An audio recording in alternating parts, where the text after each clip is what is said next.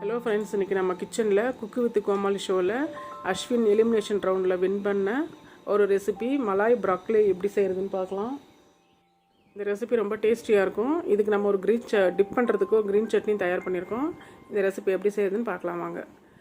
இப்போ நம்ம எடுத்து வச்சுருக்க ப்ராக்கோலியை ஒரு பவுலில் தண்ணி கொதிக்க வச்சு கொஞ்சம் உப்பு போட்டு அந்த ப்ராக்கோலி அதில் போட்டுருங்க. அது ஒரு 3 மினிட்ஸ் வரைக்கும் பாயில் ஆகட்டும். ஒரு 40% அது பாயில் ஆனாலே போதுமானது. இப்போ இந்த ப்ராக்கோலியை எடுத்துடலாம் வெளியில். இப்போ இதுக்கு க்ரீன் சட்னி எப்படி தயார் செய்யுதுன்னு பார்க்கலாம். இதுக்கு 1 கப் புதினா எடுத்துக்கோங்க, 1 கப் கொத்தமல்லி, 4 பச்சை மிளகாய், 1/2 லெமன் பிழிஞ்சு விட்டுக்கோங்க.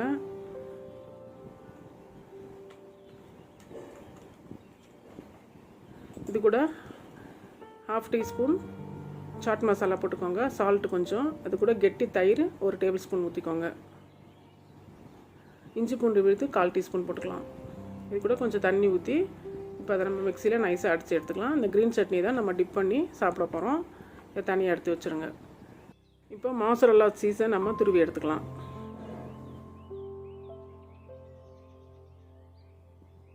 ஒரு டேபிள் ஸ்பூன் கெட்டி தயிர் ஊற்றிக்கலாம்.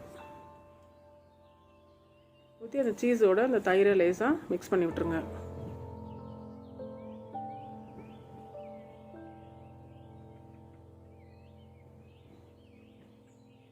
இதில் 1 டேபிள் ஸ்பூன் க்ரீம் ஊற்றிக்கலாம்.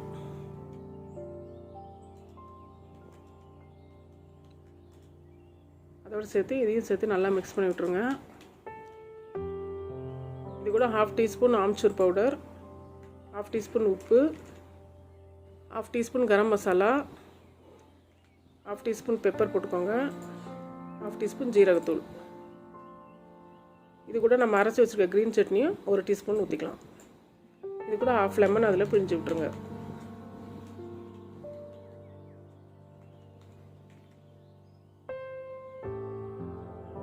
அதையும் அது கூட சேர்ந்து நல்லா மிக்ஸ் பண்ணி விட்டுருங்க.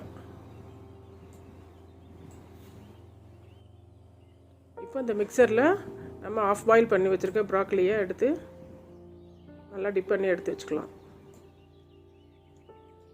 இந்த மாதிரி நல்லா எல்லா இடத்துலையும் படுற மாதிரி கோட் பண்ணிக்கோங்க.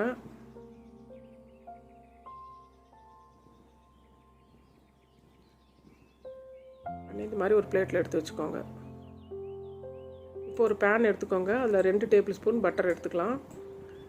இது வந்து வீட்டிலே தயார் பண்ண பட்டர். இது எப்படி தயாரிக்கணுங்கிறத நான் ஐ பட்டனில் கொடுத்துருக்கேன், நீங்கள் பார்த்துக்கோங்க. இப்போ அந்த பட்டர் கொஞ்சம் மெல்ட் ஆகிற வரைக்கும் வெயிட் பண்ணுவோம். அந்த பட்டர் மெல்ட் ஆன உடனே நம்ம போட்டு வச்சுருக்க ப்ரொக்கோலியை அதில் போட்டுருங்க. போட்டு இதை நம்ம கொஞ்சம் கொஞ்சமாக ஃப்ரை பண்ண ஆரம்பிச்சிடலாம்.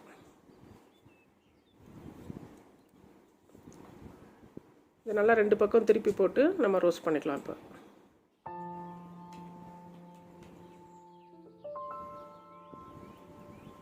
இந்த லோ ஃப்ளேமில் 3 மினிட்ஸ் வரைக்கும் நம்ம அதை ரோஸ்ட் பண்ணி எடுத்துக்கலாம்.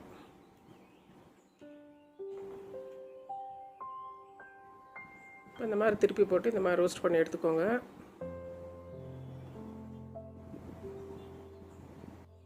இந்த மாதிரி கோல்டன் ப்ரௌன்லையும் பண்ணிக்கலாம். மிச்சம் இருக்க ப்ராக்கோலியை லைட் ப்ரௌனில் இந்த மாதிரி நீங்கள் ரோஸ்ட் பண்ணி எடுத்துக்கலாம்.